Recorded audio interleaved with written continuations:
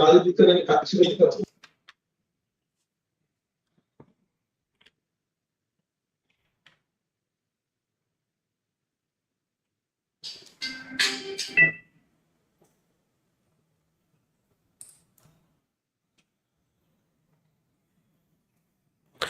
Hi guys, good morning and good evening.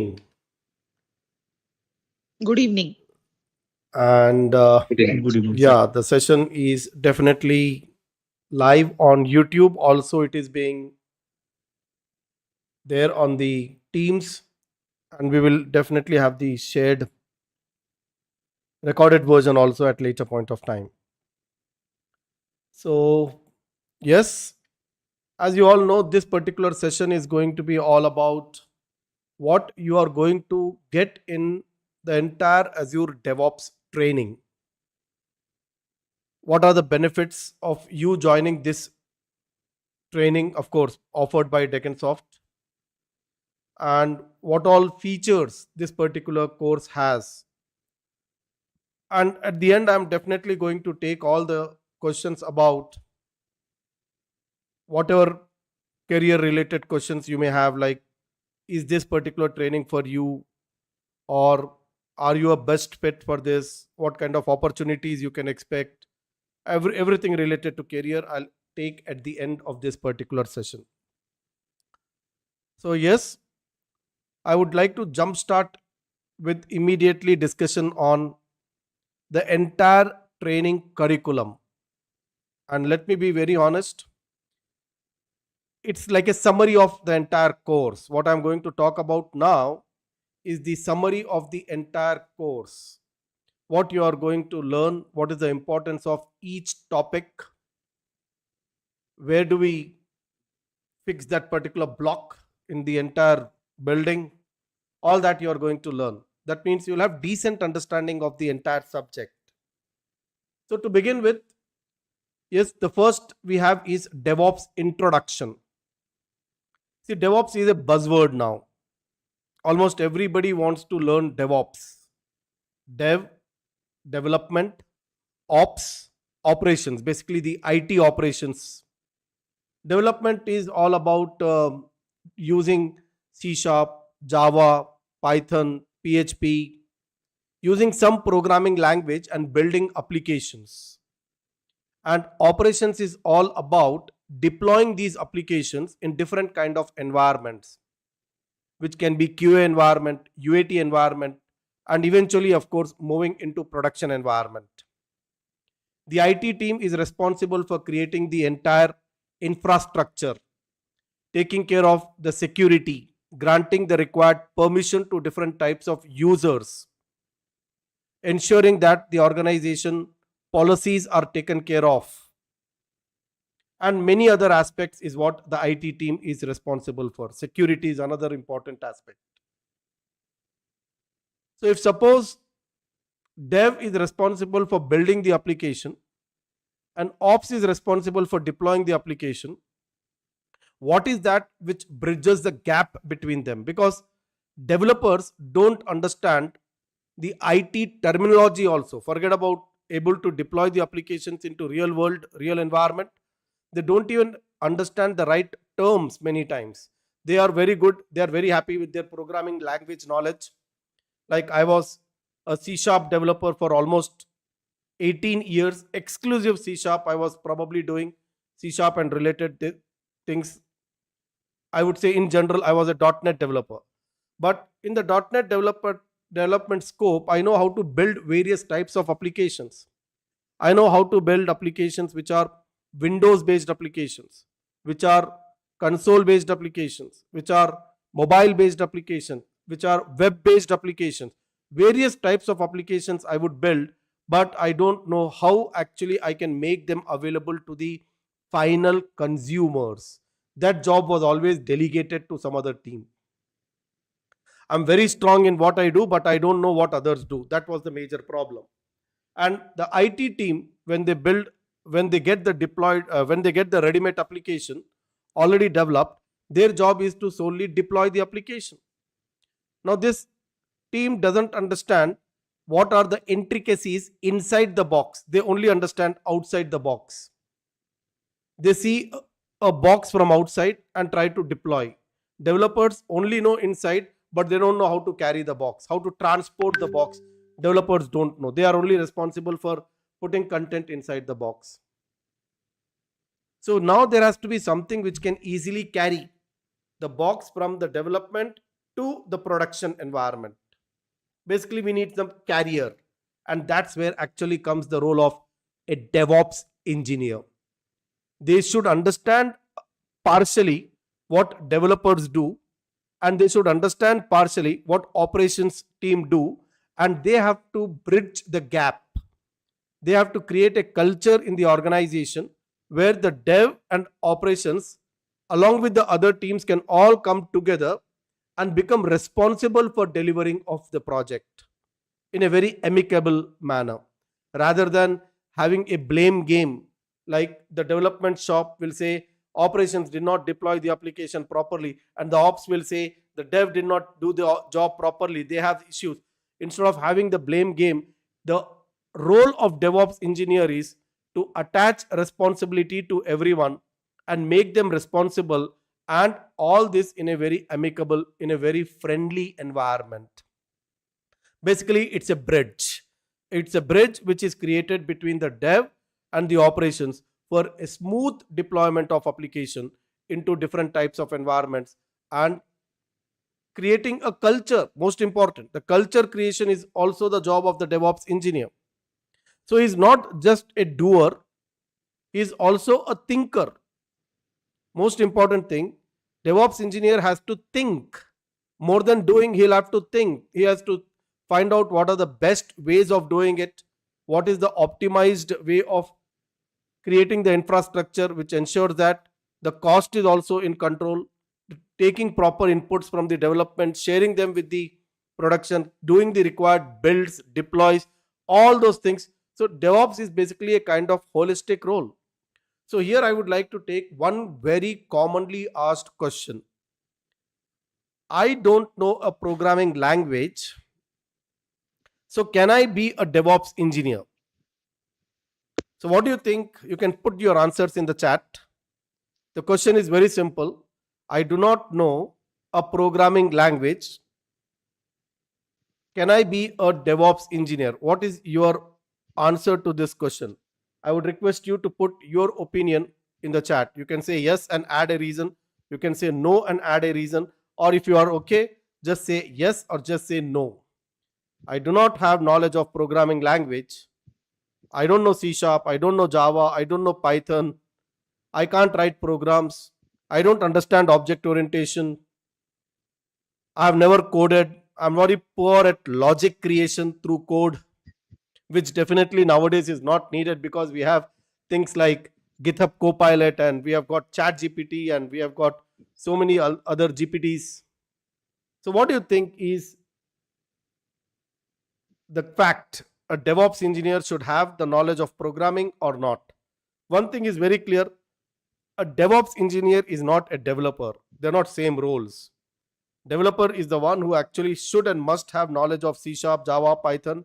But the question is, should DevOps engineer also have knowledge of programming language?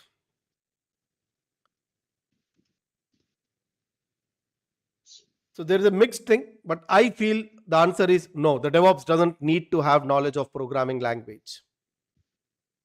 DevOps is responsible for taking input what is provided by developers. So say for example, if I'm giving you a gift, you have to understand what that gift is, but you don't have to understand how I have made that gift for you. You should understand what is the procedure in building the application, performing a build and generating binaries. Take like this. A developer is responsible for writing source code. If you're a Java, Python programmer, you're actually responsible for writing source code. You write classes, you create objects from those classes, you implement rules of object orientation, features we call it, encapsulation, inheritance. Wherever possible, you'll apply polymorphism. So these kind of things you are going to do as a developer. You'll build class libraries, You will try to reuse those class libraries into multiple application development. You are the one who will understand the logic requirement of the application, the domain knowledge. A DevOps engineer doesn't need to do all these things. But after writing source code, a developer is always responsible for performing a build and deploy. They have to compile the code so that we get the output in a format which can be binary format, machine code, or byte code. And this format, the binary format for the application compiled, which can be your binaries like exe files, DLL files, or some form of executable. Like in Java, we get .class files. We call it as byte code, intermediate language code.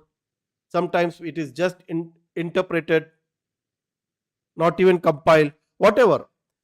What a DevOps need to understand very clearly is the procedure of executing the program from source code to the execution. That entire process which is involved, that is supposed to be known to a DevOps engineer. For example, if you're a Java programmer, you're supposed to know how the .java files can be compiled into .class files, and these .class files should be in the appropriate folder based on the name of the package. And the entire directory structure we may then use to create something like a jar file or a var file based on the type of application.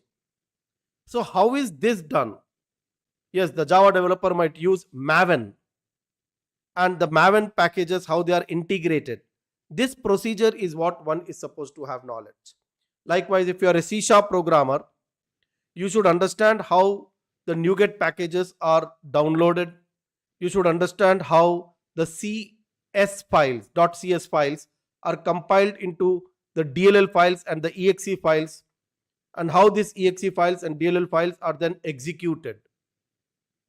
And there are different types of publishing mechanism. So that procedure definitely one will have to understand. And do you think that is very difficult? Absolutely not. Maybe in the worst to worst case, 30 minutes to 1 hour discussion with your developer or a knowledge transfer session along with your developer is going to serve the purpose. You don't have to understand the development life cycle. You have to only understand the build and deploy. Two aspects. You have to know how to build the application and how to deploy the application.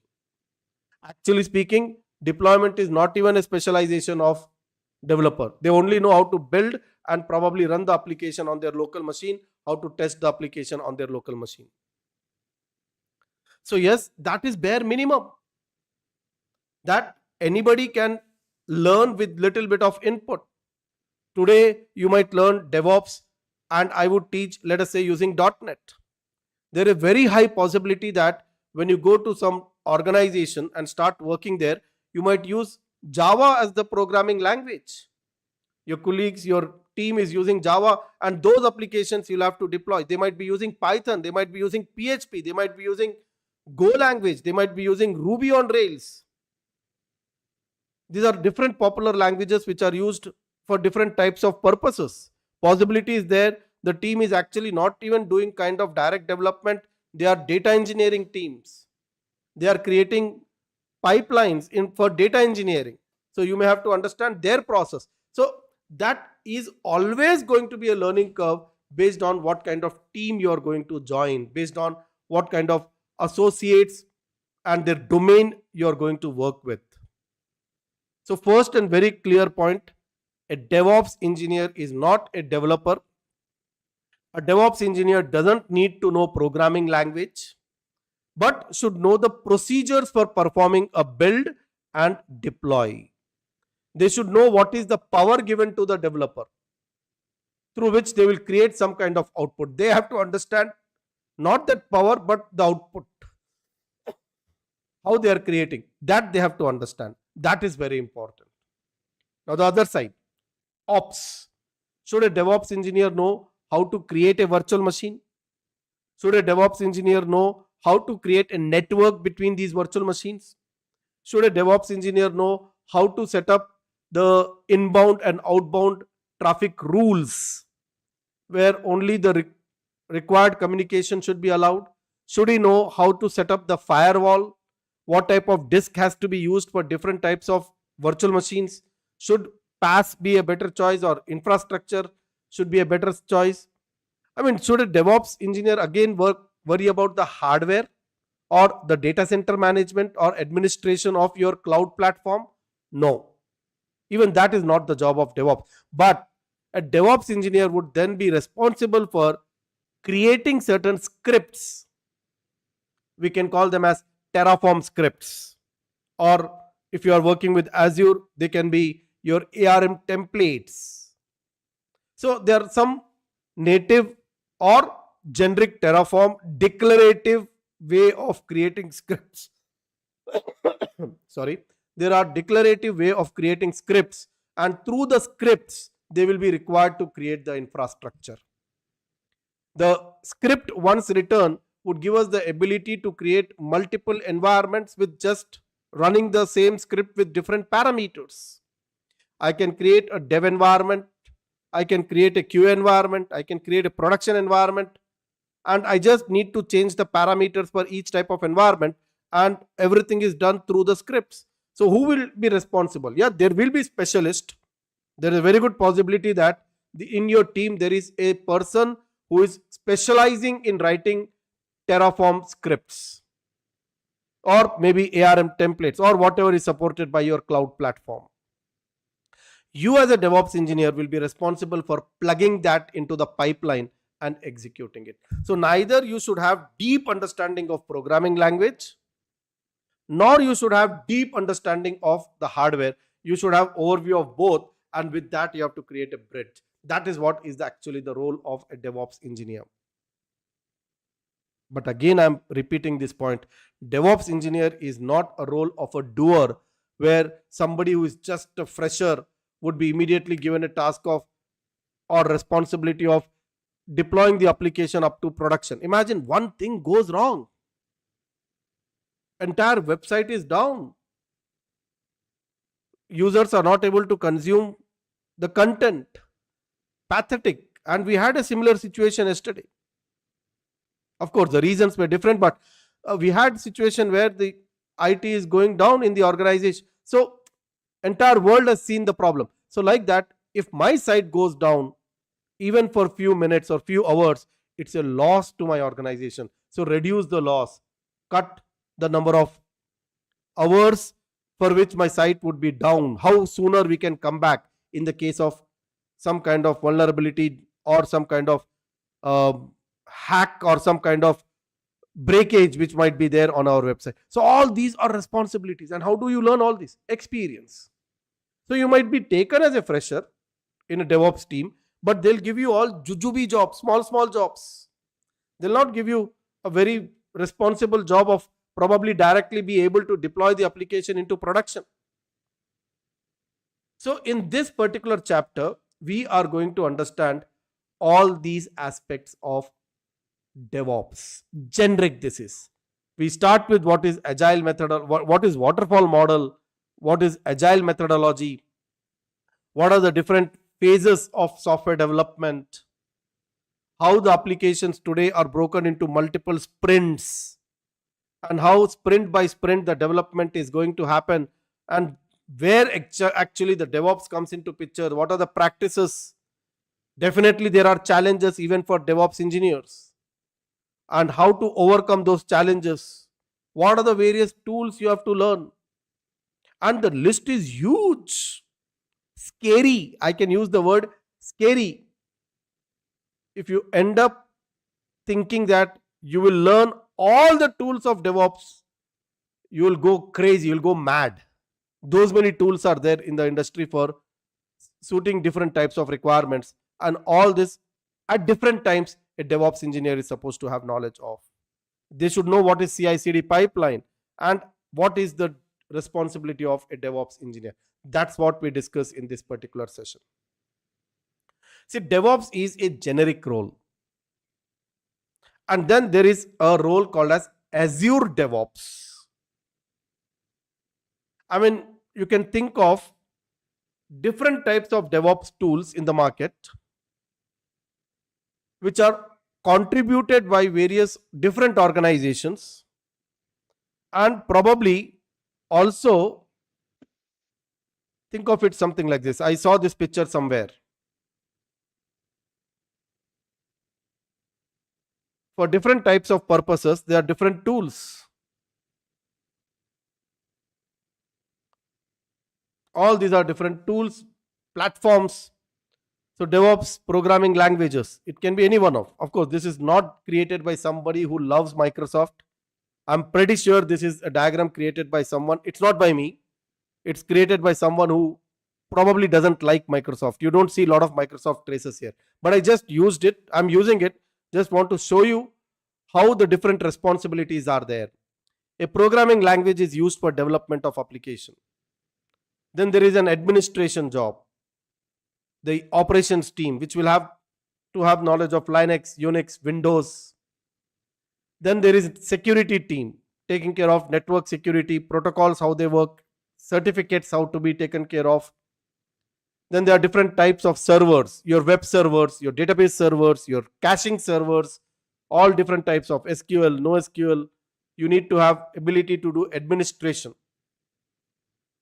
That's what I was saying, infrastructure as code, maybe something like Terraform or ARM templates we use for deployment of infrastructure, knowledge of Docker, containerization, which can be Docker, RKT or LX, container orchestration, most popular today, Kubernetes. A lot of organizations use OpenShift, which is a layer on top of Kubernetes. You take care of provisioning infrastructure through Terraform otherwise. You create a CI/CD pipeline using Jenkins. These are alternative to Jenkins.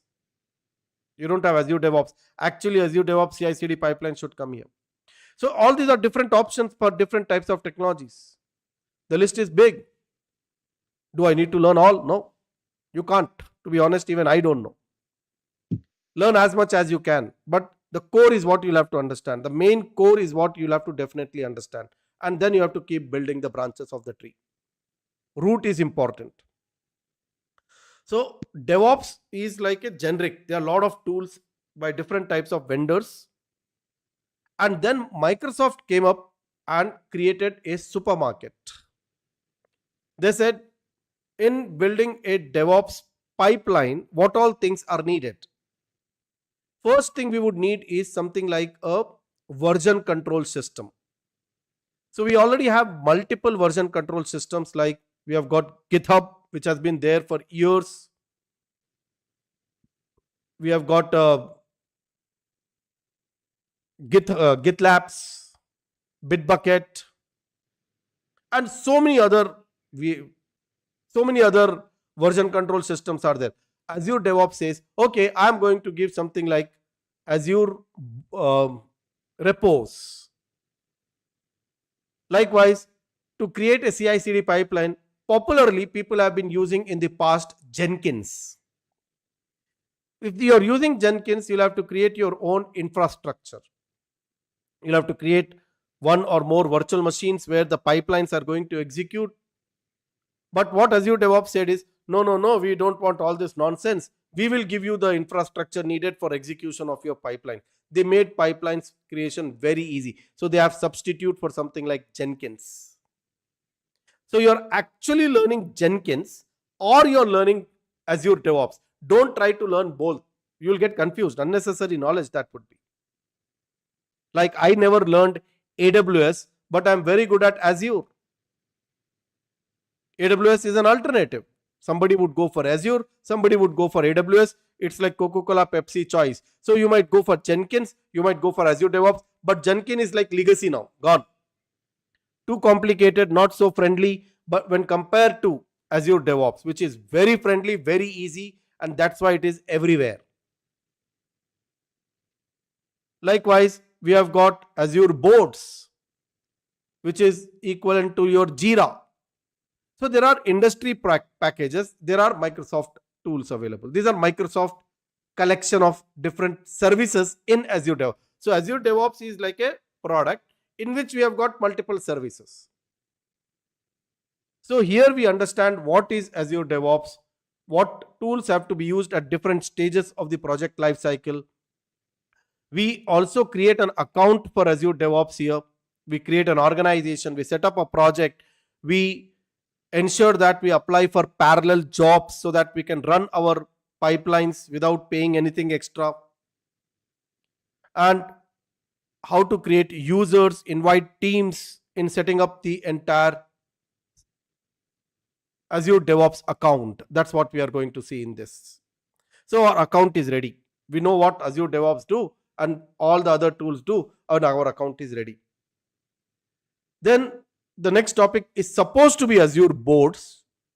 That Azure board is exactly equivalent of what is done in Jira. Jira everybody knows, or most of the people know how to use Jira. In Jira we create our work items. We have epics, features, user stories.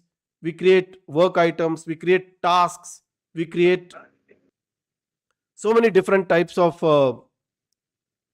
work items and manage them through a Kanban board. We create our sprints, we assign teams to the sprints, distribute the task, see how much productivity is there, how much downtime is there, and these kind of activities one is supposed to be doing in Azure. More of a project management tool. If you are a project manager, you would be mostly interested in Azure boards. If you are a stakeholder of a project, you don't want to go into the technicalities of the development, but you want to see how many deployments are successful, how much is the uptime. You want to see what is the timeline in which what kind of tasks will be completed, how many sprints are there, what is the strength of your team. Such things you can do all with Azure boards. Azure boards is a project management tool which is part of Azure DevOps. We write queries, we create teams, we have Scrum and sprints created, tasks added, and so on. So these are all part of Azure boards. So then we have got, I picked up wrong document earlier, but okay. Then we have got, after Azure boards, Azure repos. You take Azure repos or you take GitHub. Both are alternatives to each other, and fortunately, both are by Microsoft. Microsoft themselves created a competition in the form of GitHub. Actually, GitHub was originally not by Microsoft. In 2018, Microsoft purchased GitHub. That time it was, according to me, one of the worst decisions which Microsoft has taken. But if I see today, Microsoft is making huge number of billions of dollars it is making because of GitHub today. It was probably one of the best decisions which Microsoft has taken at that point of time. But prior to that, we already had version control systems like Visual Studio Team Service, Team Foundation servers. All those things Microsoft replaced with Azure repos. Azure repos basically support two types of version control system. Team Foundation version control system, TFVC we call it, which is a centralized version control system. And they support Git. Git is distributed version control system. And the entire industry is now moving from Team Foundation version control to Git. That's the procedure. That's how they are migrating the application. Actually migrated. That was story in 2018, 2019. Now everybody by default uses Git. Git can be with GitHub, Git can be with Azure repos, Git can be with Bitbucket, Git can be with GitLabs. But what is important is Git. Now it's a misunderstanding by many that Git is supposed to be strength of only the developers. No, it's wrong.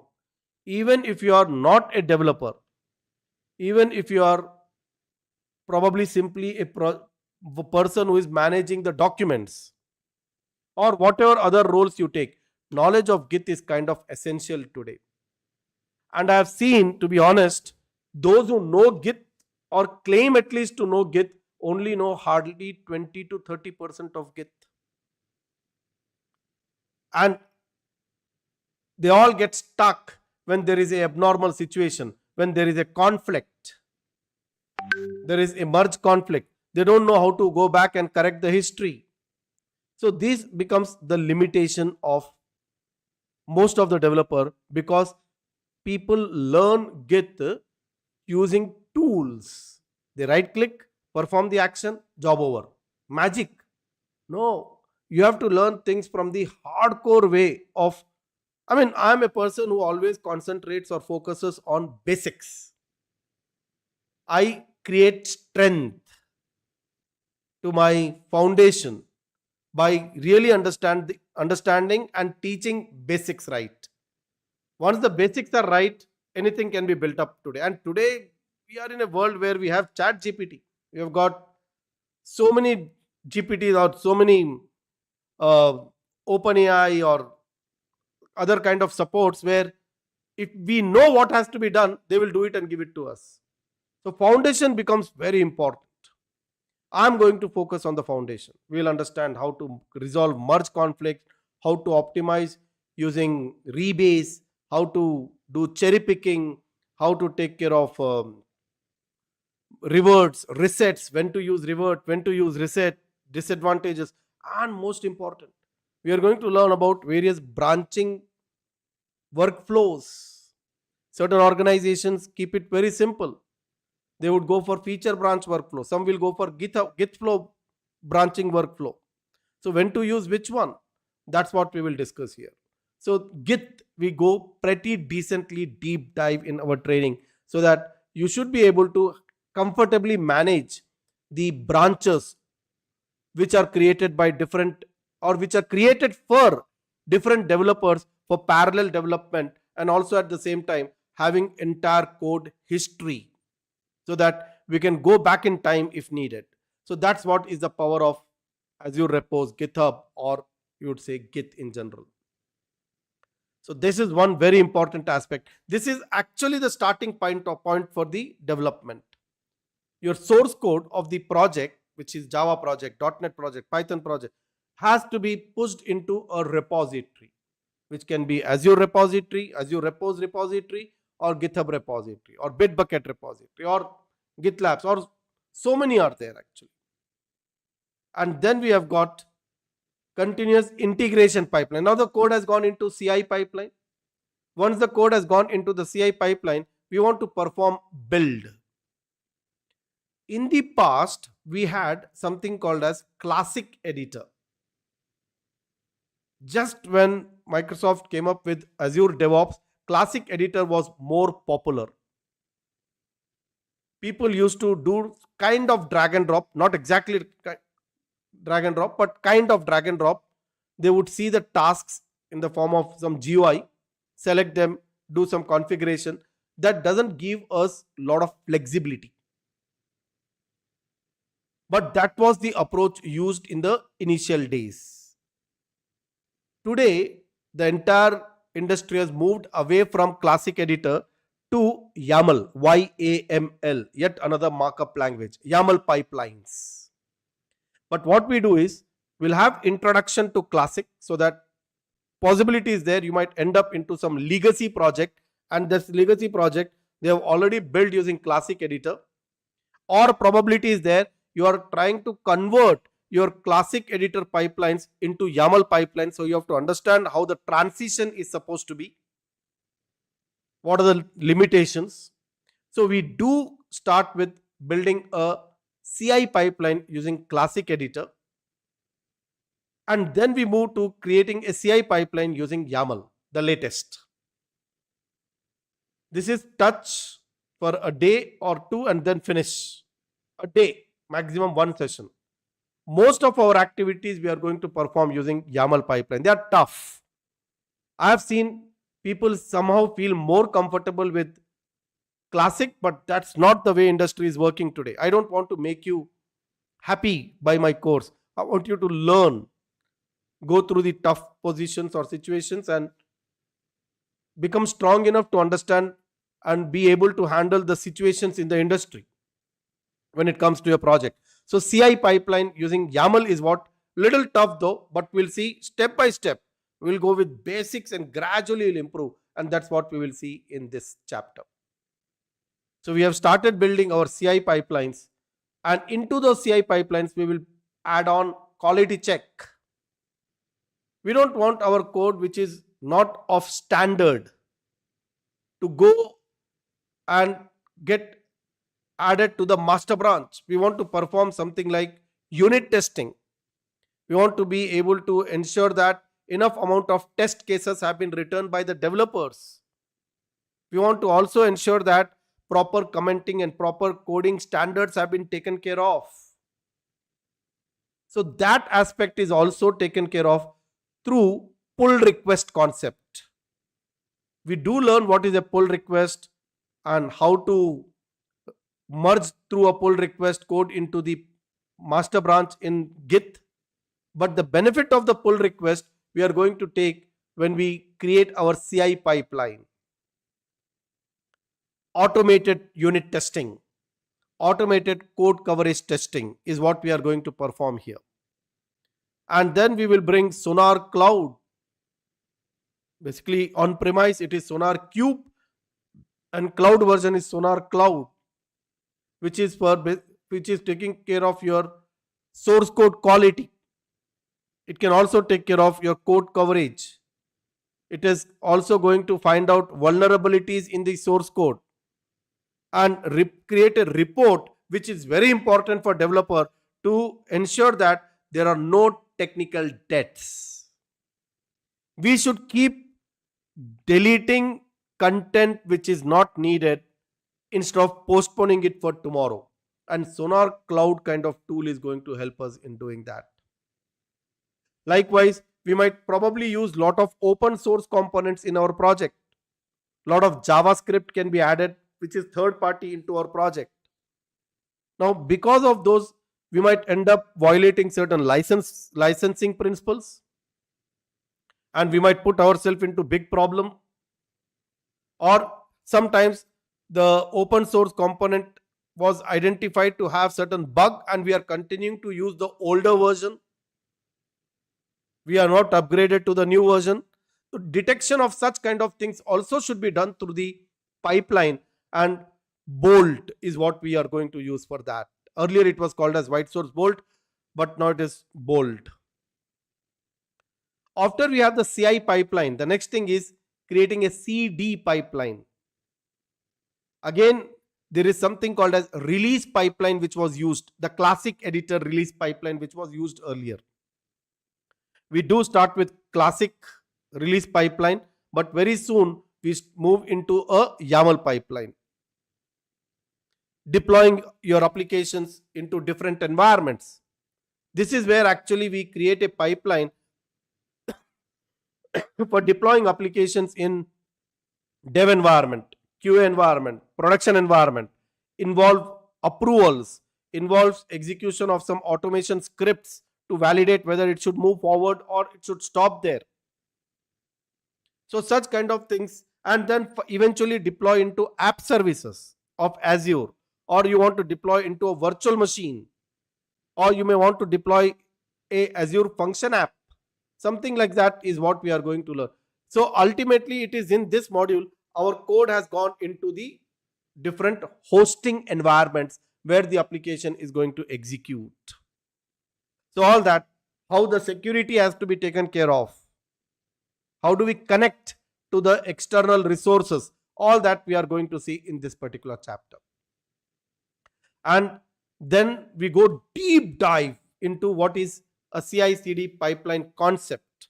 We understand what are agents, self-hosted agents, Microsoft hosted agents, how to create variables, how to add secure files, what are the different conditions under which the pipelines have to execute or skip, what is the concept of demand, how to integrate the pipeline updates into Microsoft Teams so that from the Teams itself one could do approvals. These kind of things we are going to do in the, and this is most important.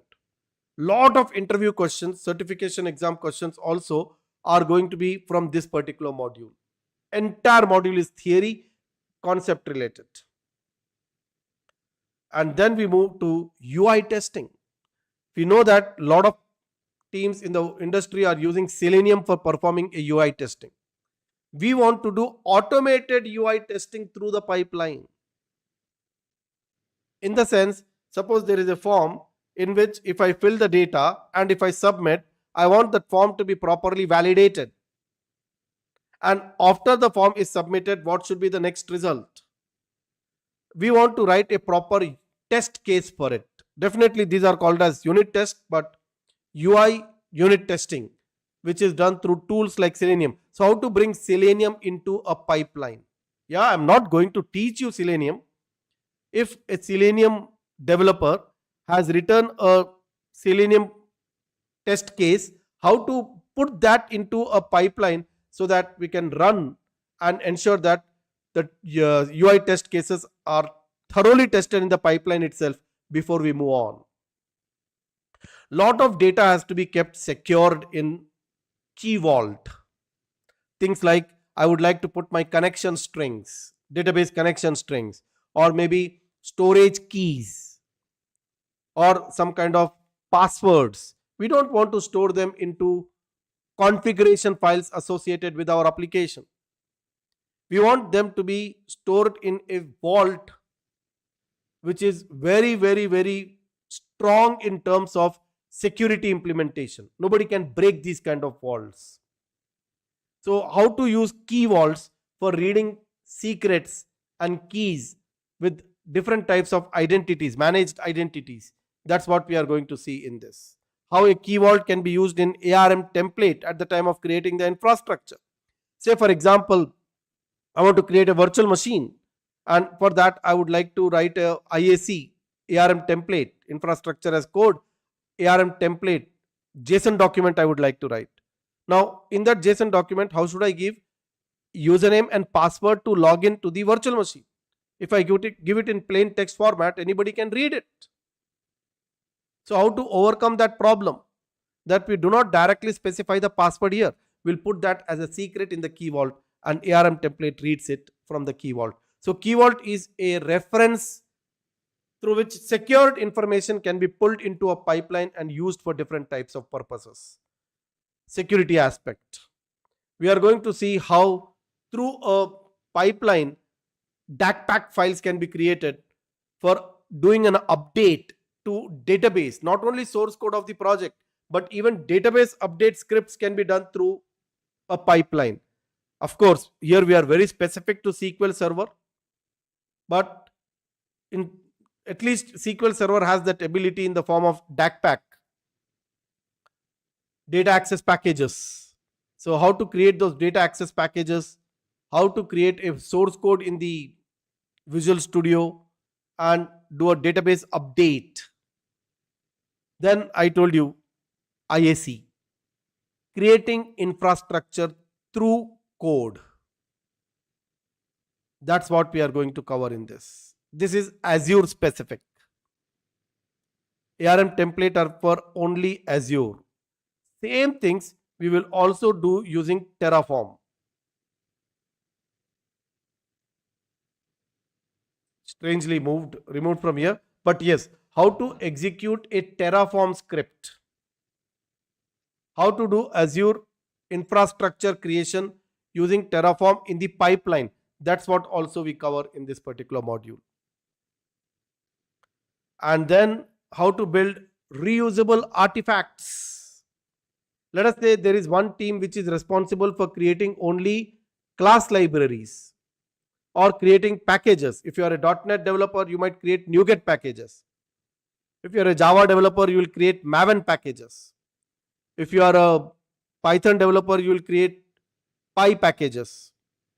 So how these packages have to be deployed into Azure Artifact, one more library, one more, I would say, repository of artifact, so that from there the rest of the organization developers can make use of those packages. Reusability, giving access to only the authorized users, marking the packages which are probably by third party for safe to be used within the organization.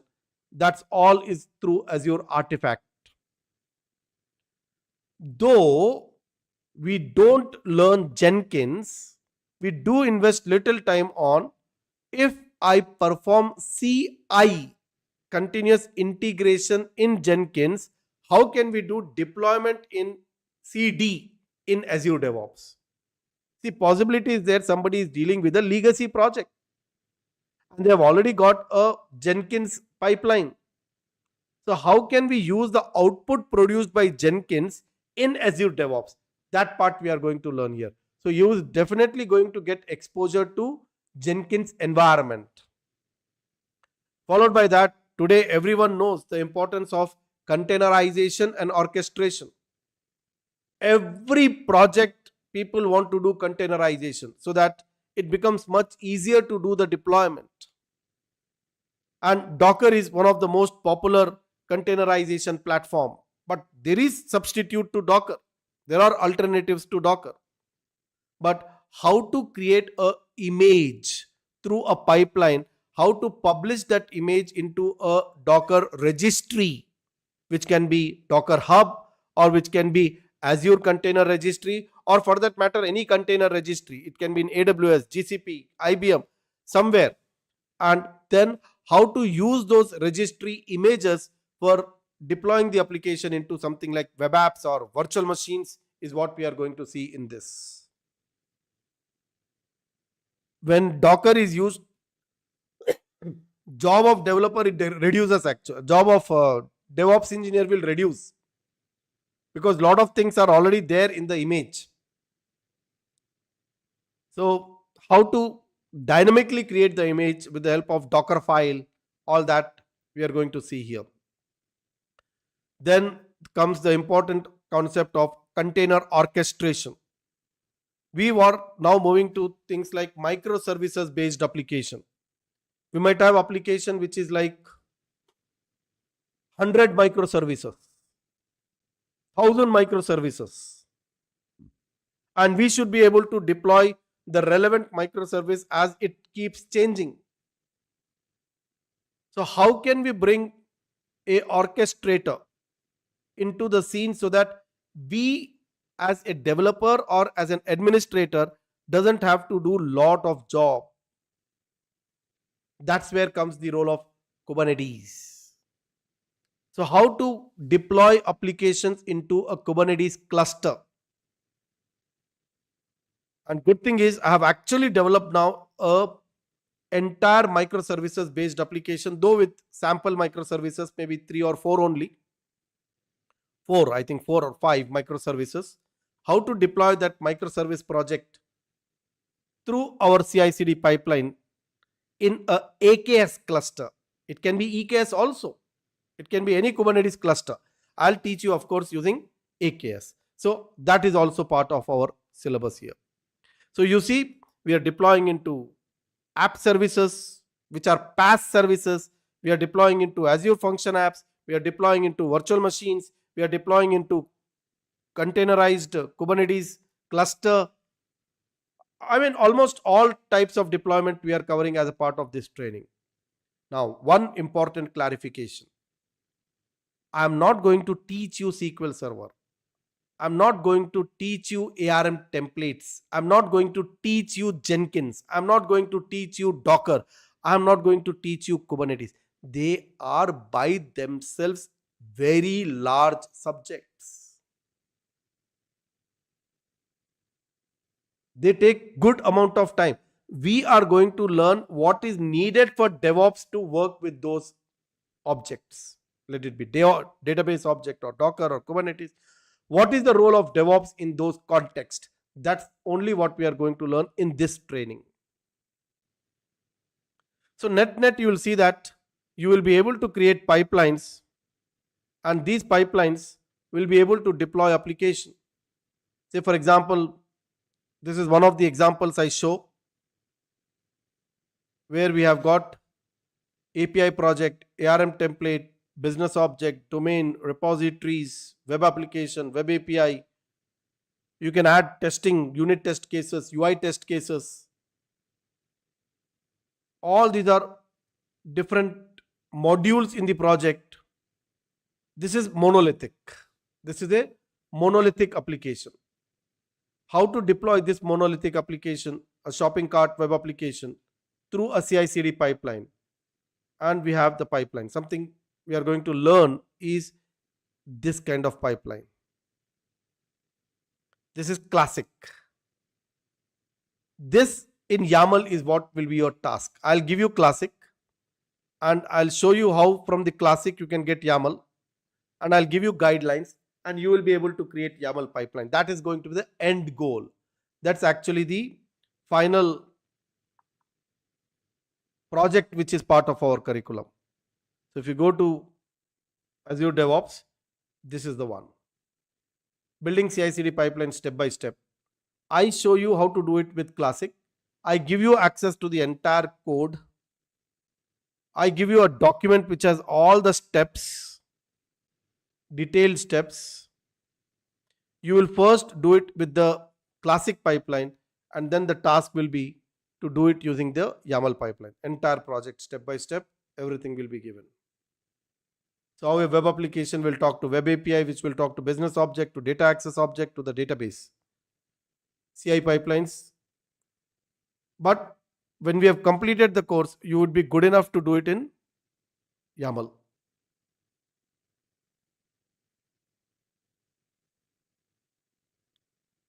The same thing you should be able to do it in YAML.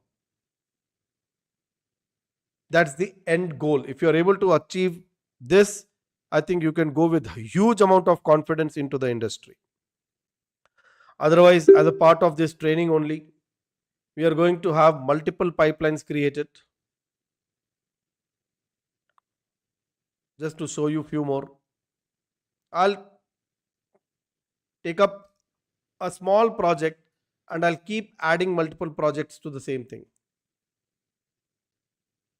You have got AKS project, a simple hello application. This is likewise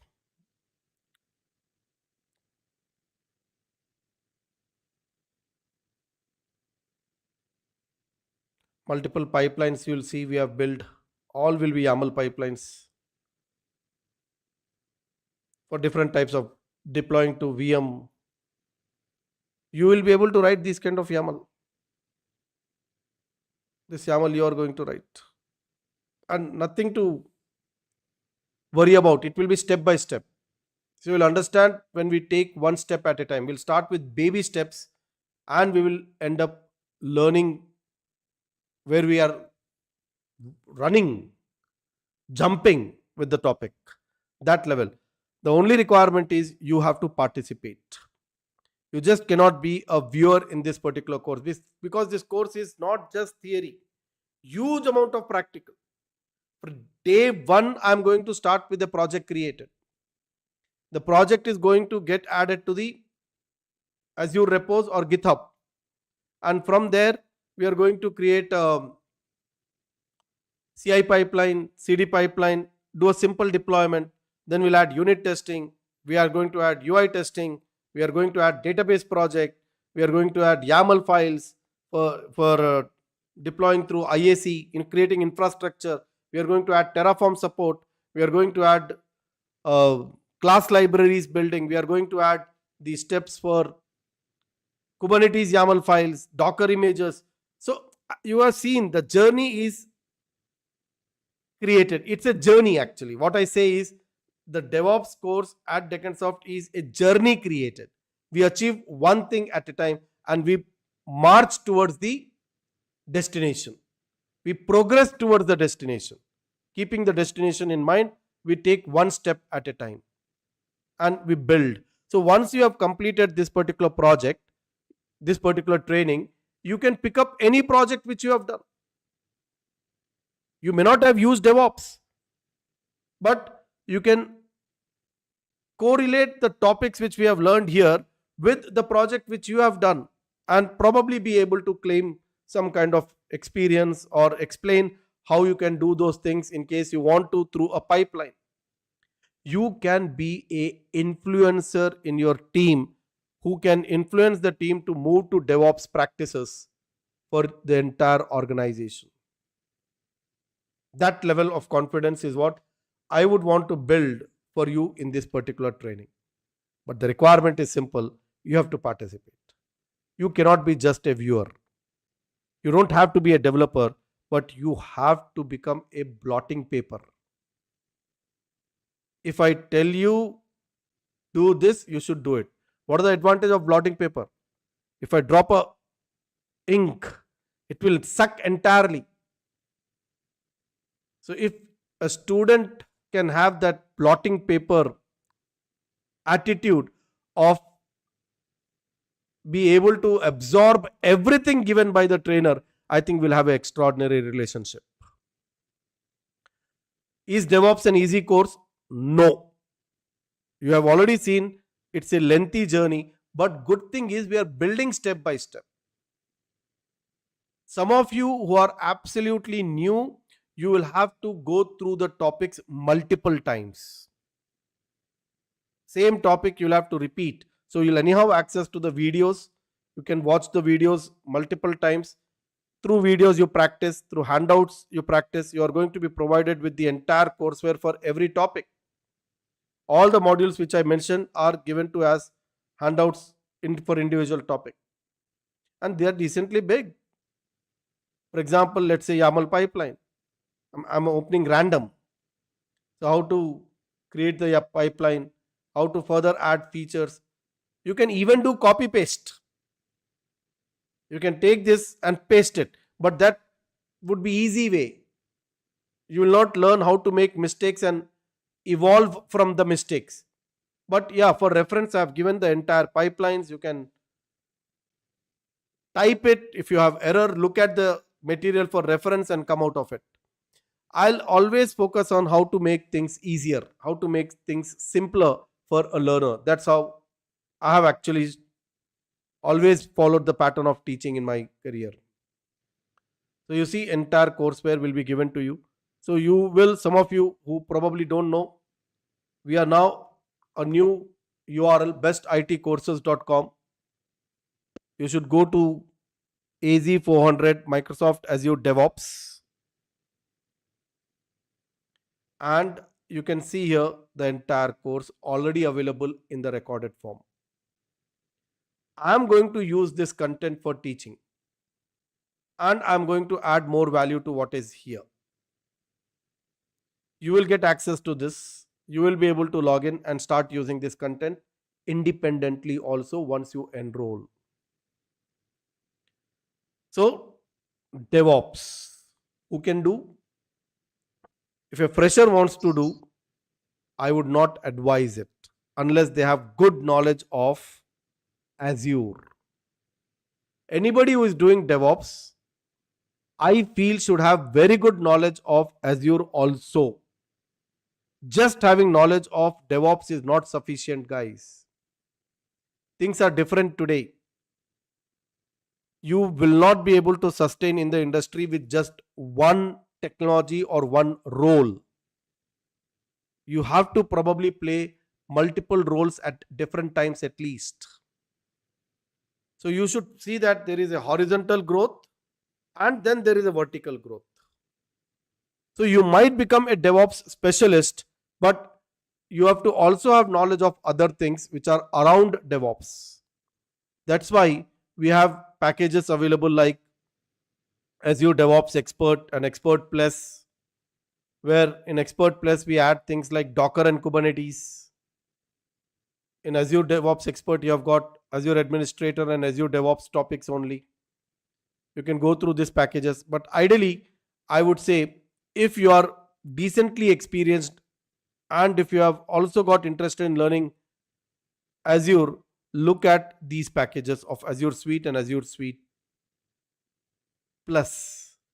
It has DevOps. You can top up this with Docker, Kubernetes and Terraform and take the advantage. Or just do this. Of course, here also, if you are only focusing on DevOps, dedicated focus on DevOps, I would say at least select this package. If you're already aware of Docker, Kubernetes, Helm, Terraform, comfortably take this. I mean, you have to decide what is best. My recommendation is either this or this. minimum this, alternatively this.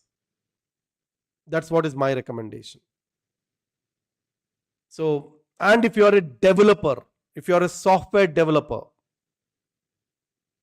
we have something called as platinum membership. You must look at it. I don't want to discuss a lot about it, but if you are a developer, you cannot miss this opportunity of all these courses being accessible to you.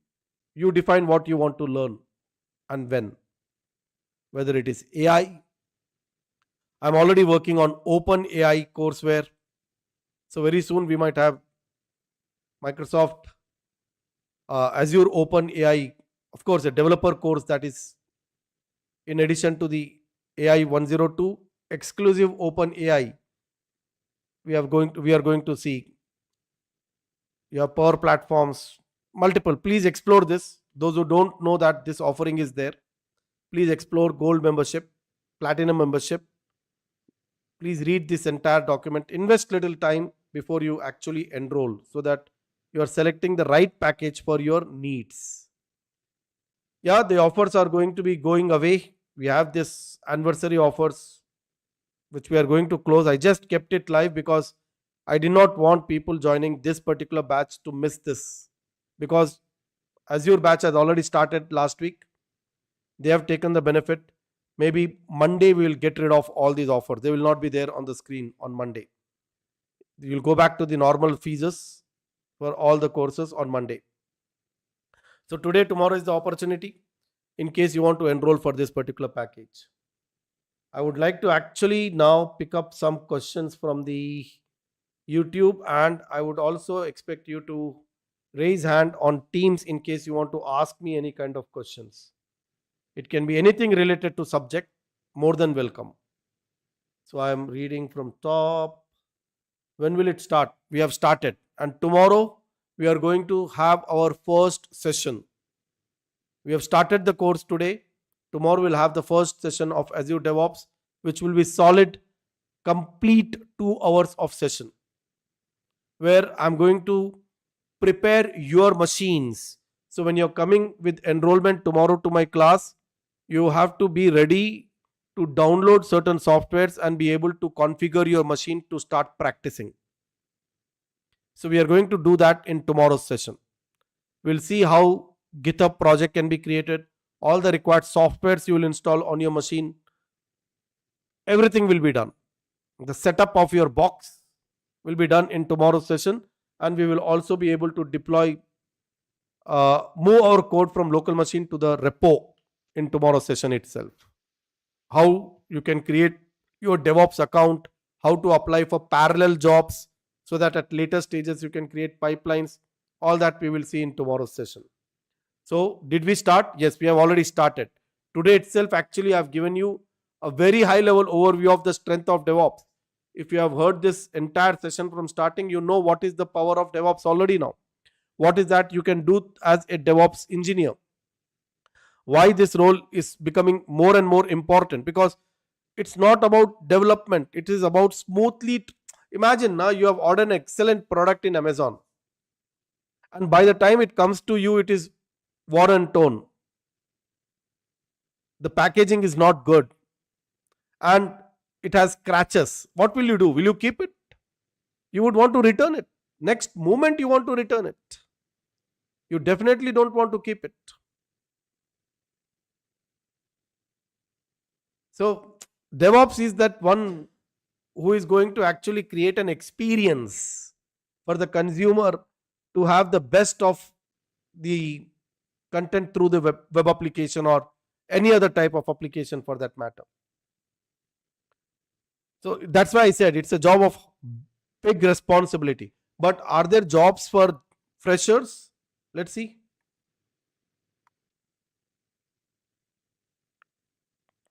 Maybe type here DevOps engineer. Fresher would be little difficult, I know. But yes, 0 to 1 year DevOps engineers are there. Wow. Industries. on 58 opportunities. But if you go with little experienced, maybe 2 years, and you see huge. And further, to be more specific, Azure DevOps, 4,000 jobs. You need one. You just need one. You have to fit in one of these. So, what you do is, this is what I suggest many people who call me for career counseling.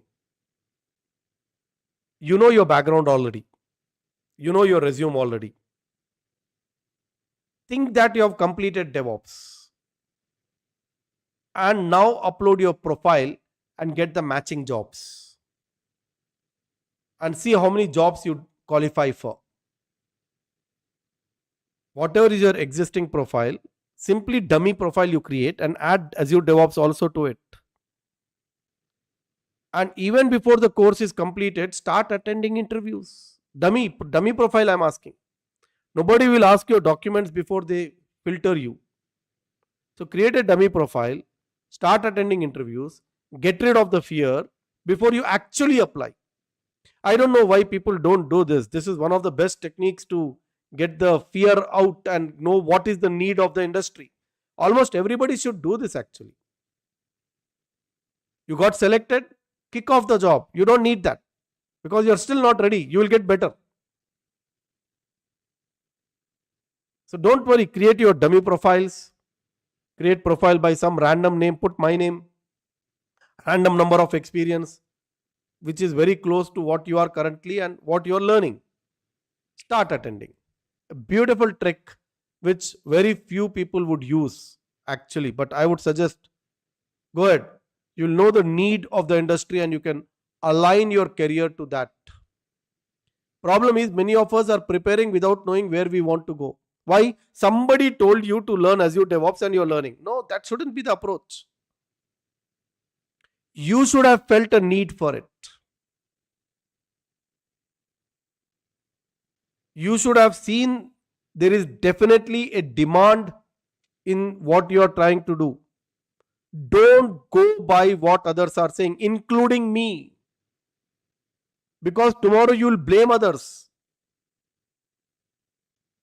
So to remove that possibility of I blaming someone for I not becoming successful, I will take the responsibility of myself, do enough amount of survey, and then I will go into the industry. I may want to learn this, I may want to learn something else. You can actually choose. If you are a fresher, you can choose data engineering path. You can choose cloud platform, power platform part. You can choose, definitely don't choose AI/ML.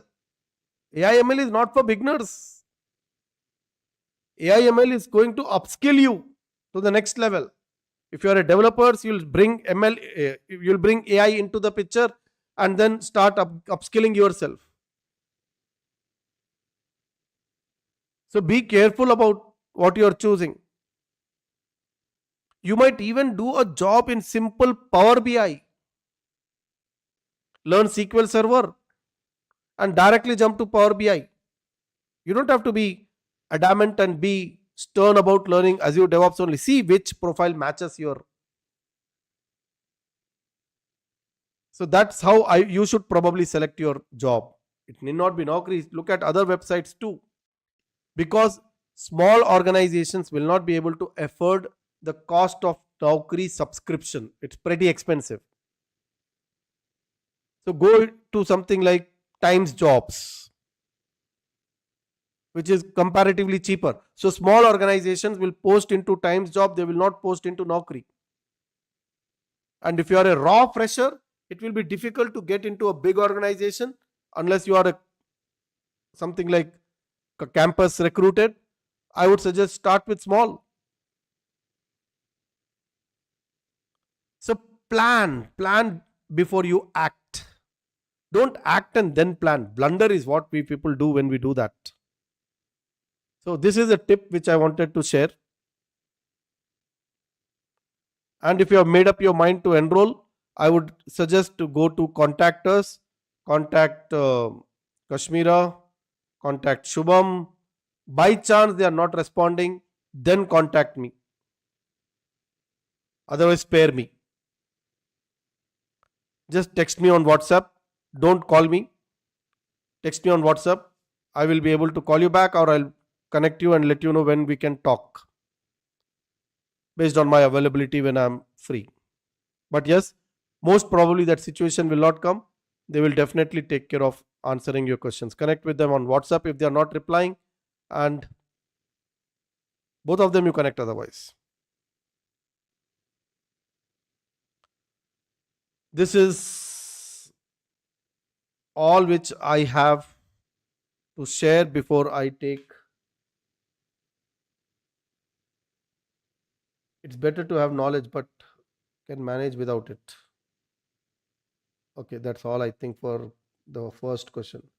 Will I get one-to-one call to clarify about cyber security profile to DevOps? No, I would not be able to take one-on-one call and give you any kind of support in addition to the class. In class, you ask me anything, I'll talk. Any kind of question I'll be able to take in class. But outside class, it's pretty difficult for me to spare time for the number of students I handle to start talking to everyone one by one. But in class, every possible question I try to take. Where to access this course? This is the site you can access. What about monitoring tool for Azure DevOps? Monitoring tool we teach as a part of AI AZ104. In that we cover the monitoring. Azure monitoring is covered here, and log analytics. And we have monitoring tool which is App Insight. One of the topics in App Insight, which is part of development. So here we have, I mean, there are hardly any roles which a DevOps engineer would do in monitoring, except for integration, except for selecting those options. So we don't have them in the DevOps, we have them in the other courses. Like it one-on-one. What else? What about timings? Timings are fixed. 5:30 to 7:30 India time. It is fixed. How to cover career opportunities? Many DevOps engineers say it is already crowded. Many DevOps engineers say it is already crowded. Entire country is crowded. Will you not go to an exhibition which is crowded and still buy something? You create your identity. How many DevOps engineers are, how many trainers are there in the industry? I am also one among them, right? So I have some identity of my own, because of which you select me for becoming your mentor. So you have to identify what is that USP in you, unique selling proposition. You have to identify your USP. Then you will stand out. It can be certification exams, Microsoft certification exams, you can probably opt for. So it can be anything for that matter. Something which you have to identify is special for you, is unique to you.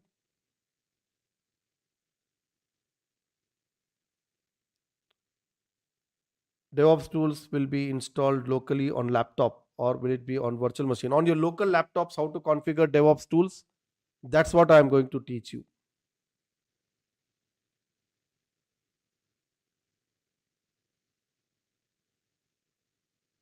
Faisal Khan, can I take your question?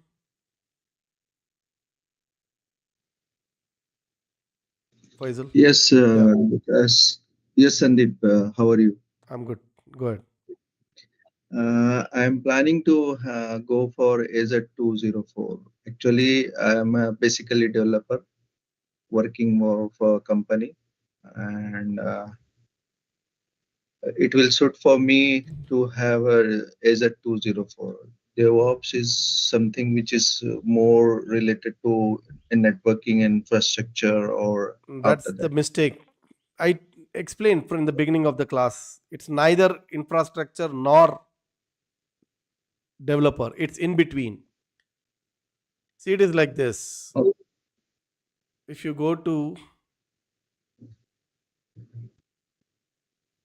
AZ400 certification also, how Microsoft has created the roadmap, you see.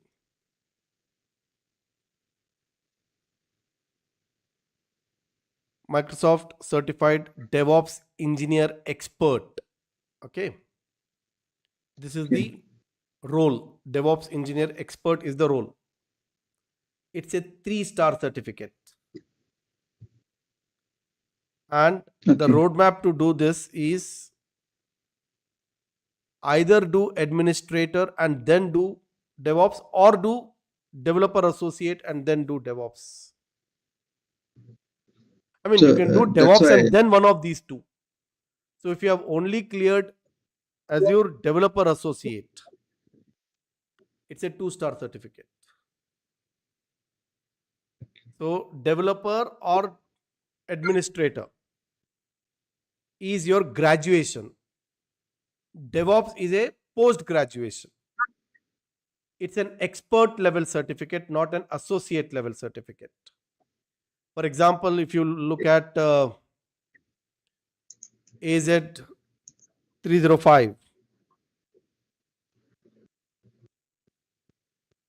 this is again going to lead you to Microsoft certified solution architect. This is again a 3-star cert. So DevOps is as good as architect role. So obviously the amount of pay is going to be high.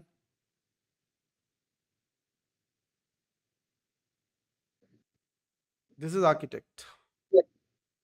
So I mean, what I'm trying to say is DevOps is like everybody doing it now. Whether you are a developer, you are expected to to follow DevOps practices. You are administrator, you are expect. That's what I told you, right? Only one role will not be sufficient going forward in the industry, because anyhow 50 to 60% of your job will be done by AI. When 50 to So should we 60% of the go job for is being done by AI, obviously I'll be expected to do more.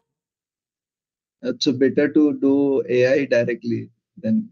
AI will do for you. What will you do in AI? No, you have AI courses also, no? That is for So is instead. developers. That is for developers. You Okay. will build, I mean, you are using AI services in your projects. Okay. Understood? So, unless Uh, you are a developer, unless you know Azure, I would not even ask you to go and do AI. AI is a fashion now in the industry. People don't understand what is AI and ML, they are jumping to it. You're consumers yes. of AI, you're not building AI now. You extend an application feature through AI. For example, in best.nettraining.com, we had our material ready, right? Now, using this Yes. material, we created a question bank, filling the blanks, descriptive, MCQs, right? Overview. These all are created through AI. This is my core material. Mm. Using this core material, AI created the rest. So we are extending facilities to our students through AI. Okay. Say somebody wants to learn my subject in Hindi. Maybe if I invest little more money, I can ask these videos which I have actually recorded in English to be converted to Hindi and give, or subtitles can be in Hindi. AI will do that Yes. for me. Yes. I will create subtitles through my video first, which is nothing but speech recognition. And once I have the speech recognition in English, I can convert that English to Hindi. That is what AI will do for me. Now, you don't know how to build a website. You don't understand how, I mean, and people are thinking they will start learning AI and ML. I see lot of promotion happening about prompt engineering. Bullshit, Yes. nonsense Yes. that is. What are they teaching you? How to create prompts. You can learn on your own. You don't have to learn prompt engineering kind of thing through some expert. You don't have to learn MS Word. You can start doing MS Word. You'll automatically learn. You start doing Excel. You can automatically learn. So AI ML are something which we use more than, I mean, they're not for freshers. They're not for everybody. Majorly, developers are going to benefit out of AI. Now you see, Azure has got AI. In Azure portal, they have added AI. Now, what will be the benefit of it? That's a co-pilot. Basically, Microsoft calls it as co-pilot. So, what is the benefit of co-pilot? If I'm creating certain service and if I'm stuck somewhere, immediately I can ask my co-pilot to do that job for me. It will give me steps and I can simply So follow that. this is already added in Visual Studio and in Windows also. Everywhere you'll Windows, find it is now. giving this Every scope. product of Yeah. Microsoft, you'll find Copilot. So to create this Copilot, we need certain services in the background. That is what is AI. In background, Copilot uses AI. So I don't know what you will go and learn in AI if you're not a developer. If you're not a Python developer, you're not a C# developer, even this course you can't do. It is waste. This course. To understand what is AI, you can Basically, do this. I am a C sharp developer You working can do on. this, but doing this also without having knowledge of cloud is not going to be much useful. So for that, So what your I took. journey should be, if you are a C# developer, you should know ASP.NET Core, you should know Azure, you should know microservices, you should then learn AI. Okay. That's how your journey of, and of course, you should learn. I mean, DevOps is optional, of course, not mandatory. You should learn DevOps Okay. after Azure. Mhm. But this is going to add value to your profile. This is like that paperweight So which will not let your resume fly away. right This is now what I'm can be working your on. USP, I was saying. Yes. So what you would suggest? I am basically C sharp developer with ASP.NET and this SQL and microservices. You're outdated, I have man. You're 10 experience years with. old. You're already outdated in the industry. We don't want you now. We want people who can build microservices architecture application using ASP.NET Yeah, Core. I'm working. I am already working on ASP.NET Core You said microservices ASP.NET. and That is no, no, good. no. I Then mean do to say, Azure yeah, first. Azure AI. Azure which one? Azure 90, I AZ don't 90 recommend and anybody AZ2. these courses. I recommend No, no, no. Azure Suite. Basically, what is the path for going for this AI? Means AI, if you I want to just do need alone, a go to path. 1204 and directly go here. Okay. Go to 204 and jump here. You can directly jump here. Nobody will stop you. But that value addition will not be there. Without cloud knowledge, Yeah. you are going Because to be without outdated in the basic industry knowledge, soon. yes.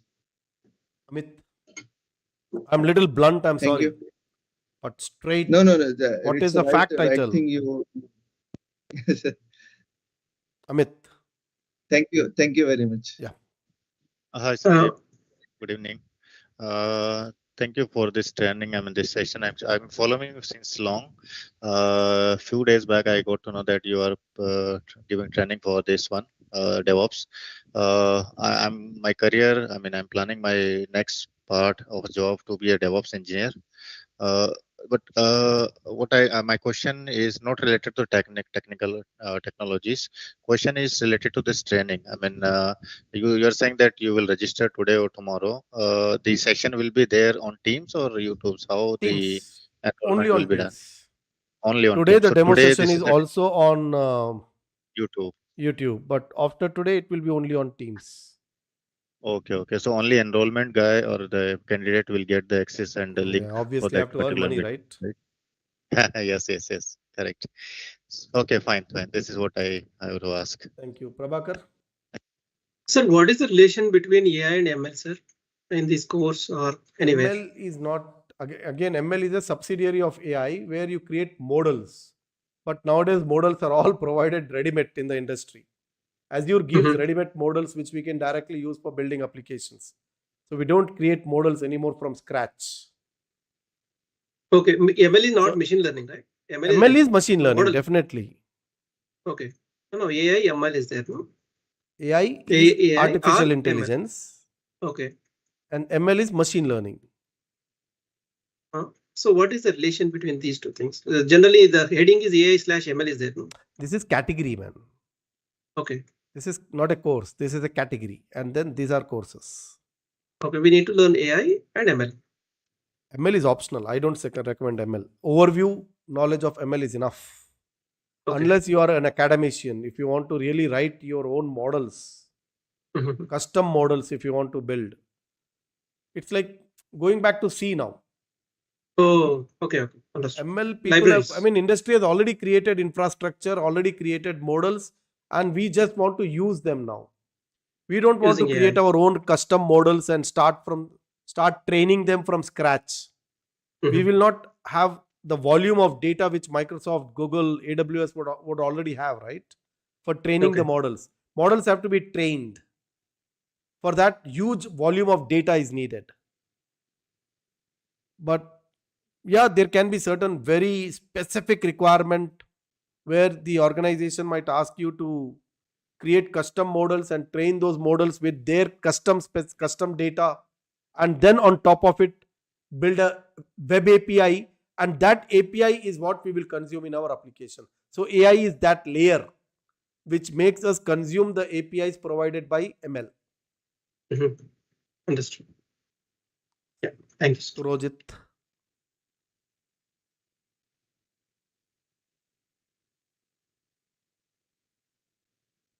Surojit. I'm spelling it correct. Sohan Lal.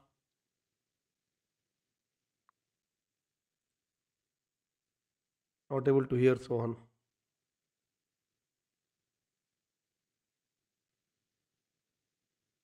No, looks like your mic settings. Shivaya. Yeah, my question is like I think already someone is asked like whenever you have the doubt in the session, can you ask on the spot, right? Because it looks in YouTube live cannot ask. Yeah, you told there will be Teams call, right? Teams session will be like interactive. Yeah. It will not be like today.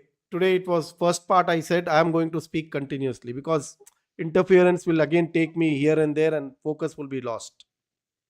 But from tomorrow onwards when we start the session, it will be complete interactive. Okay, yeah, because that's the main doubt I have. Because whenever we have the doubt, otherwise you learn through videos. Yeah. It should be interactive session, right? Common sense. Actually. Yeah. So that's why I'm asking. So if you have any doubt, you can ask on the spot, right? Yep. Otherwise, it is of no use. Yeah, and one more thing, can you provide will you be going to provide that Azure portal access? Yes, we will take care. Forgot to mention that. We'll take care of access to your Azure portal for deployment of your services. Okay. After some duration, like 2 to 3 months, like that, or that depends on the type of package which you enroll for, actually. Okay. So if you are going for platinum membership, it's entire year. If not, 6 months, 8 months. No, sorry. What is it? 3 months. Okay. 4 months, 2 months, 8 months, 3 months. Okay, depend upon packages. Okay, got it. Yeah, for me, I think I'm looking for Azure DevOps. So whether it will be in last third one or second one, third one or fourth one, that one. This is my strong recommendation. If money is a problem, compromise.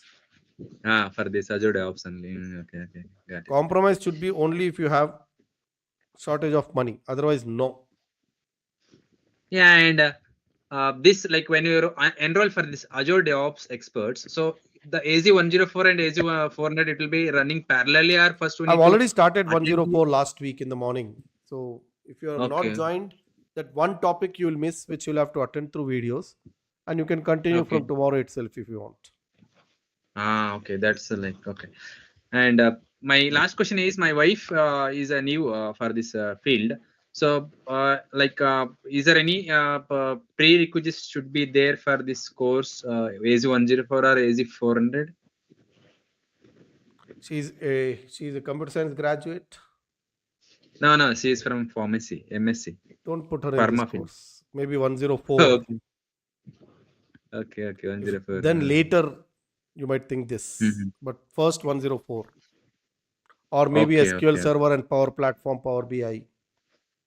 SQL Server and then Power BI. Don't put in this course. She will curse you. She will fight with you every day. Okay, got it. Yeah. Anyway, I know the DevOps. I mean, yeah, AC 104 admin. I'm working from 3 years. For me, DevOps suits fine, but she is looking now to change the field, so that's why I asked it. Yeah. Start her with SQL Server. That would be better. And go into Power Platform, Power BI, maybe Power BI, or that would be a better line for her. Yeah, thanks. Actually, she started AZ 900. Yeah, I will suggest this also. Or 104. But 104 is like become basic now. For everything, people do 104 and then move to the next step. Yeah, even I did same thing. Correct. Yeah. Fine. Thanks, Sandeep, for your suggestion. I see 3 are unmuted. Sohan Lal, are you talking to me? Hello. Yeah. Suresh. Can I check with Sohan Lal if you are audible? I'll take you first. Shivaya. Sorry, Sandeep. No, your hand down if you are done. Thank you. Parmesh. Sure. Thank you. Yeah, sure. Hi, Sandeep. Parmesh here. So I'm in Active Directory and Azure AD, which is Entra ID SME. So down the line, I'm planning for the Azure DevOps. So you the right path, you feel like I'm missing some technologies in between? Not able to understand, Parmesh. I mean, either you're away from mic.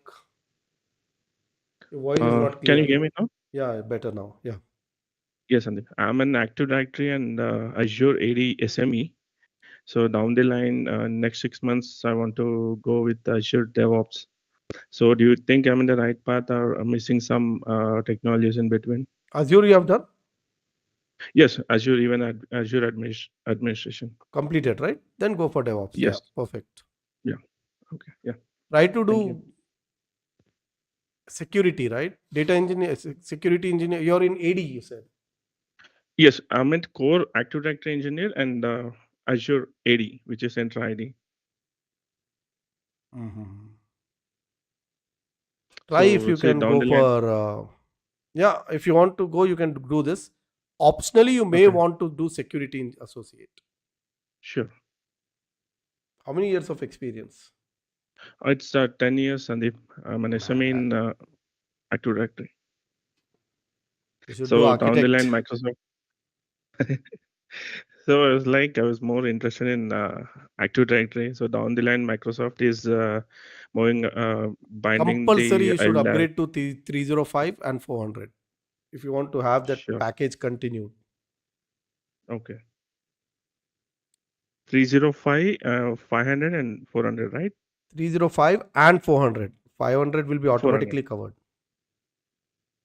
Okay. Fine, Sandeep. Makes sense. Rojit. Yeah, hi, sir. I have a questions regarding this DevOps curriculum. We will be using the integrating the security tools in the CI pipeline, like SonarQube, like that. That is, I showed you, right? It's there. Sonar Cloud is there. Key Vault is there. Then some tools, AZSK, some tools like that, which can validate your IACs, this kind of stuff. And also for container security. Yes. Okay. Container integration, not security of container, which is itself a separate subject. Yes. I mean, any security tool while we are deploying into the Kubernetes or like that. It's not Kubernetes is not a security tool, right? How to configure security for those kind of services? Right. That we will have to. Otherwise, we can't connect also with them. Guru. And Hi, Sandeep. Another Can you thing hear me? is, Can you hear me? Yeah. Yeah. Hi. I used to work for a testing department. Like I worked on test automation with Selenium as well as robot framework. So, but recently I moved to DevOps team, and slowly I've started creating pipelines with GitHub Actions and all. So, what would you recommend me? Because there are so many courses, I'm getting confused here. So maybe I don't know because Azure I you have use. I mean, completed? not yet, not yet. So at least 104 and 400. GitHub Actions is like very fundamental. Mm-hmm. Not advisable for large projects. For small There are projects, so yes, many courses I'm definitely getting GitHub Actions confused would here. be good. So maybe I don't know because I mean, not yet, not yet. Somebody is At least talking. 104 and Srinivas 400. Koka, GitHub Actions is mute, like please. very fundamental. Mm-hmm. Yeah, who was talking to me? Go ahead. Guru, was that you? Clear? Yes. Okay. Yeah. I just want to strengthen my profile, like doing certification and all. So 104, you suggest me 400. 104 and 400, and then what would be the path? DevOps expert. Okay. Azure DevOps expert. Mm-hmm. Okay. Fine. Okay. Thank you. That was my question. Yeah. Amit. Thank you. Yeah, Sandeep, once again, you showed some packages here. I checked with Shubham, yeah. So he told me for this training it's 12,800. Talk to them But only now. okay, fine, okay. Whatever it is, talk to them. I think packages Sure. will be little extra, but you will get 2 or 3 courses in that. So better talk to them. Okay, sure. Parmesh, Sujot, Peter. Yes, Sandeep. So in this course, we'll be covering any Docker vulnerability to integrating with the Azure pipelines, anything like this? No, we don't have it. Okay. No. I can give you some references, but I don't have, in this training, we don't have it. Okay. Who is next? Sohanlal, Surojit, Parmesh. hello. Yeah. Spell your My name and question go is ahead. I like, see 4 unmuted. hello. Yeah, go ahead. Yeah. What I was asking is like, in the pipeline, we will be more focusing on the YAML pipeline. Only YAML. Classic. Okay. Classic is just a 1 or 2 session. That's it. Everything will be done through YAML. Right. And I have one last question. Like, I want to do that AZ500. So, is there a separate course for that? You can buy that, but not worth. You Okay. can buy AZ500 separately. Okay. But that won't be that much added value. If you're buying AZ500, I would suggest go for Azure Suite Plus. You'll end up paying how much? 12,000 and mathematics, simple mathematics, put 24,500, 25,000. Suite Plus is how much? Mm-hmm.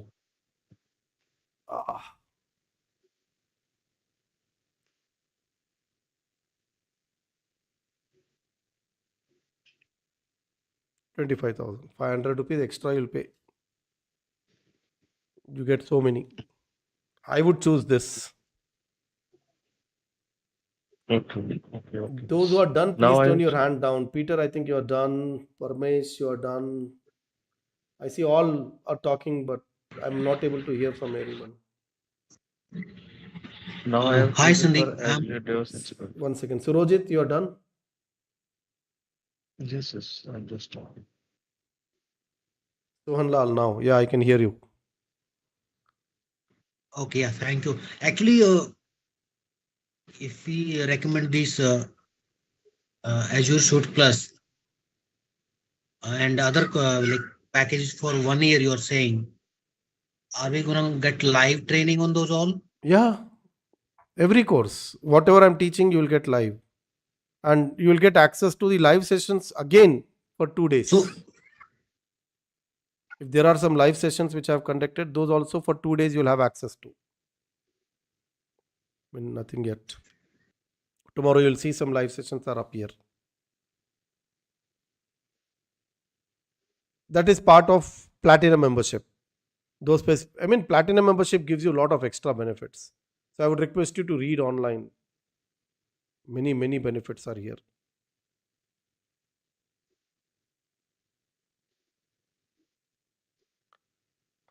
Okay, I see some questions on YouTube also. Should I go through whole course or first few modules? Complete course. Why would you go through only first few modules?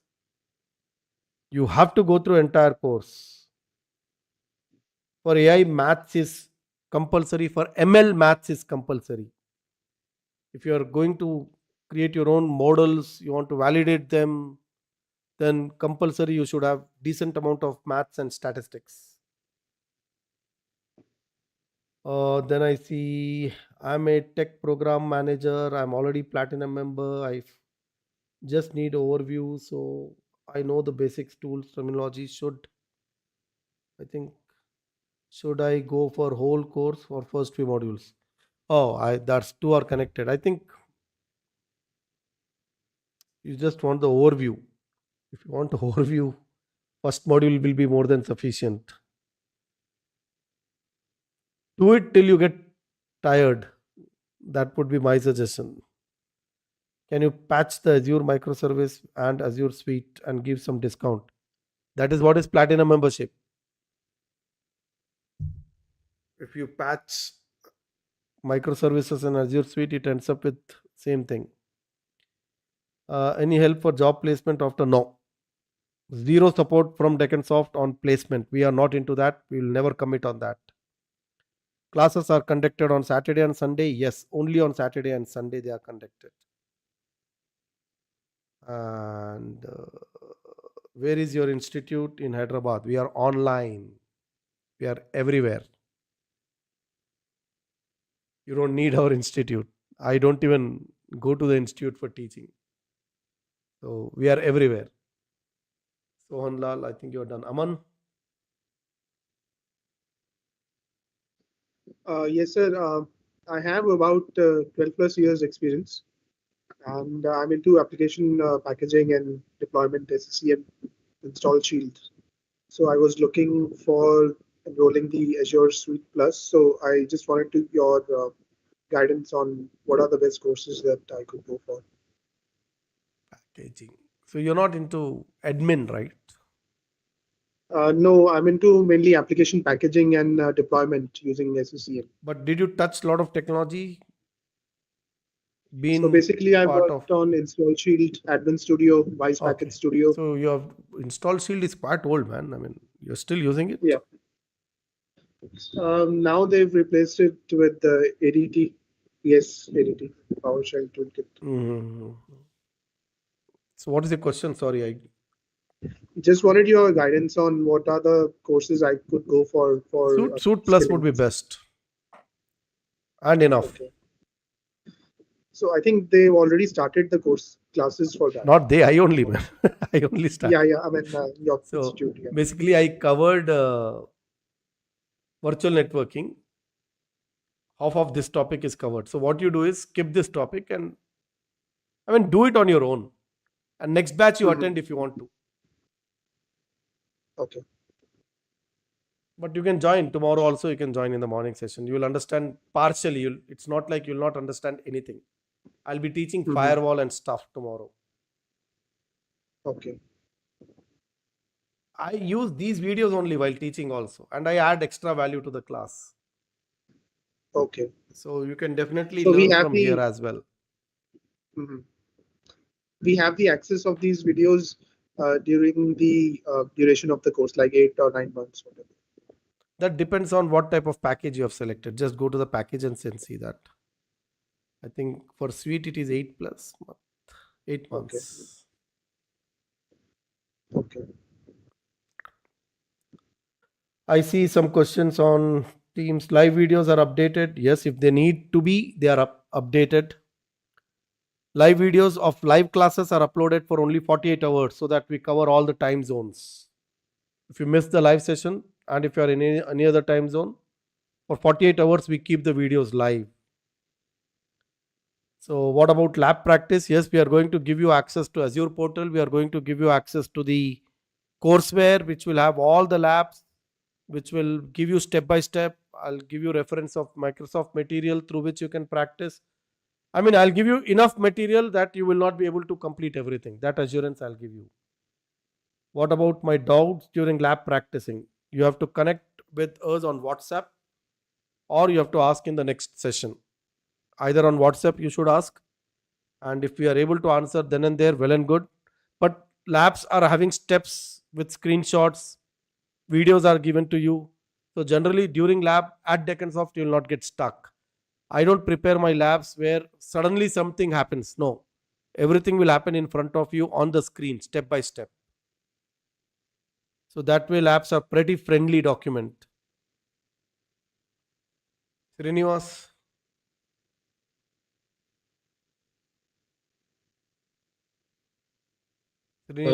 Yeah. Hi, Sandeep. I have around 15 years of experience. Currently, I'm working as a implementation team, like APM tools like Dynatrace, App Dynamics, and all. So I would like to pursue career in Azure DevOps. Do Azure and then Azure DevOps simultaneously at least, otherwise. Yeah, I've done Azure 104 already. Perfect. Absolutely perfect. That's the next level. After 104 or after 204, this is the best choice. Okay. Thank you. Aman. Sohan Lal. Hi, Sandeep. Go ahead, Sohan. Hello. Yeah. Actually, I was having audio issue previously. So before going to Azure computing solutions or these developer solutions, we must go for Microsoft .NET Core and all other things. Before going because we are already in like ASP.NET. If you are into ASP.NET, learn Azure Suite, and side by side, if you can learn ASP.NET Core or this. If you know this, you should do this. Compulsory, you so should do sessions this. of ASP.NET Core sessions of like even weekends only. I don't have live sessions of ASP.NET Core. You have to do it through videos only. I conduct live sessions for only Azure DevOps. I don't have slots where I can teach. Okay, yeah, that's my question. Yeah, thank you. Yeah, that's it. I think I have covered. Oh, seem few more. Could you please share us the course details? Course details you can find on this page. Everything is there. Just go to bestitcourses.com and then find AZ400 and you find everything here. You can download the curriculum. You can get the documents which will help you to get information about benefits before enrollment, benefits after enrollment. What are the topics going to be covered in? Download this. I discussed that entire session today. If you have joined late, I would suggest go back to the starting of the video and listen to this so that you know everything.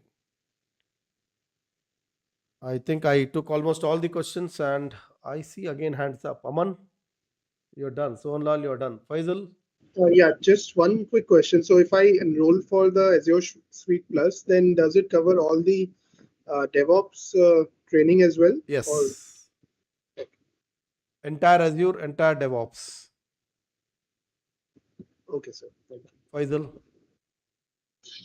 Yes, Sandeep. I want to enroll for 204. Go ahead. I mean, what is the question? I just need that. I don't want to go through recorded video. No, that's not offered separately, unfortunately. So when you are going to start?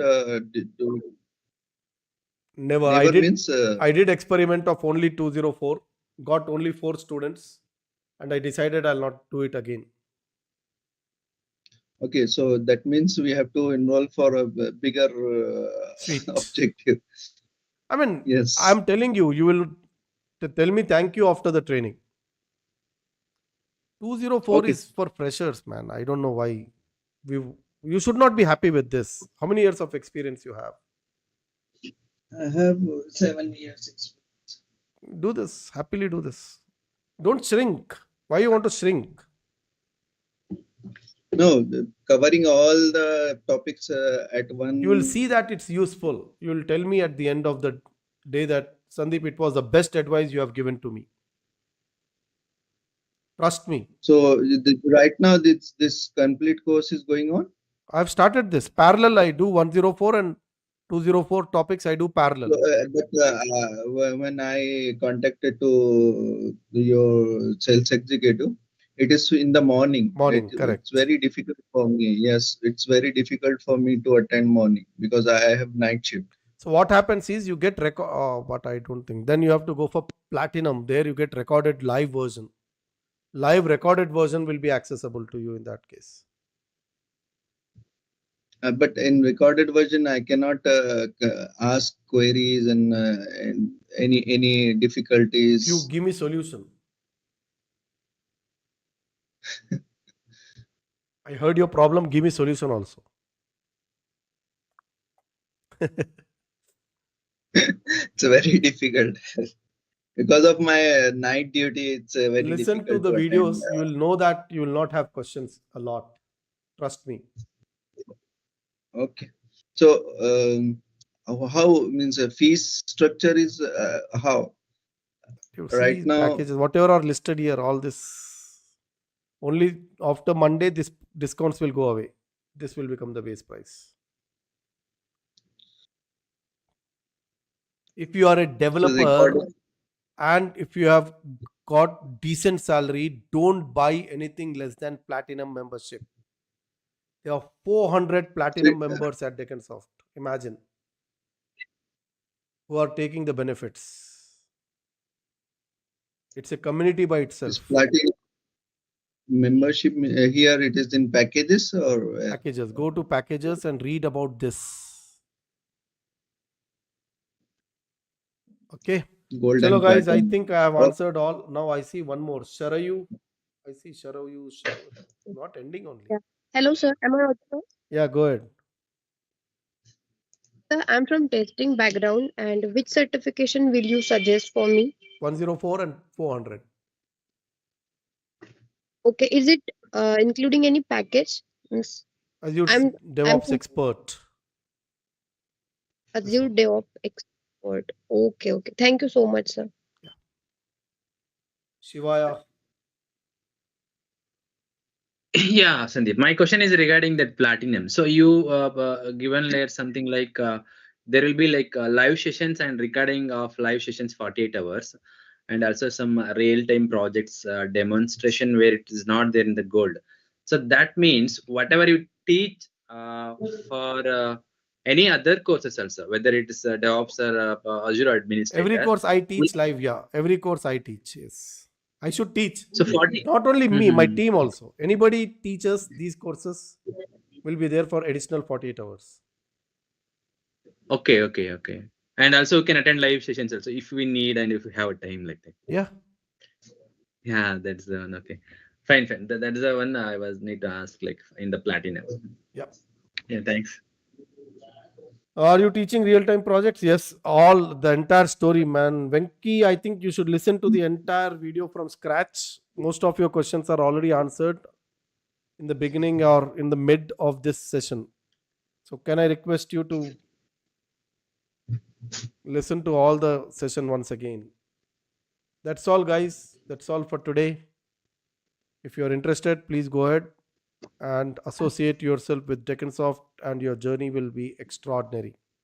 Thank you and best of luck to all of you. Bye-bye and take care. Thanks, Sandeep.